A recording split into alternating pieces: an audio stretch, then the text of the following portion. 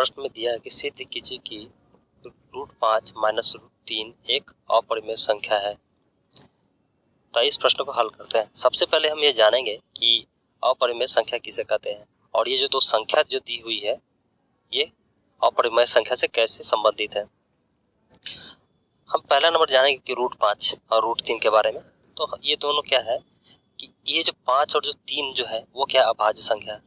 तो अपरिमेय संख्या का एक रूल होता है, नियम है कि किसी भी अभाज्य संख्या का वर्गमूल, किसी भी अभाज्य संख्या का जो वर्गमूल जो होता है वो क्या होता है, अपरिमेय संख्या होता है। इसका मतलब ये हुआ कि जो √5 है वो क्या हो गया, अपरिमेय।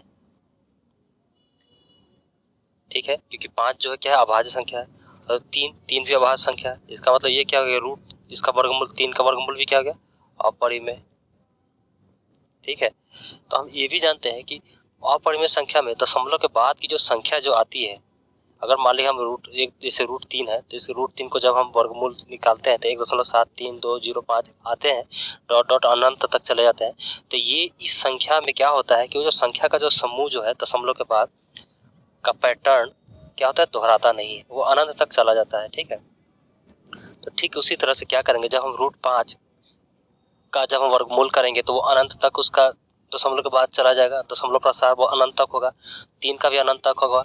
लेकिन दशमलव के बाद की जो संख्या होगी 5 और 3 में दोनों के √5 और √3 की तो बराबर नहीं होंगे, सेम नहीं होंगे। जब इस पे से संख्या को घटाएंगे तो क्या हो जाएगा, वो भी दशमलव के बाद के प्रसार क्या होगा, वो अनंत तक चला जाएगा। ठीक है, तो इस तरह से हम क्या करते हैं, इस तरह से क्या होता है कि √5 में से जब √3 घटेंगे तो वो भी क्या संख्या हो जाएंगे, अपरिमेय संख्या, यानी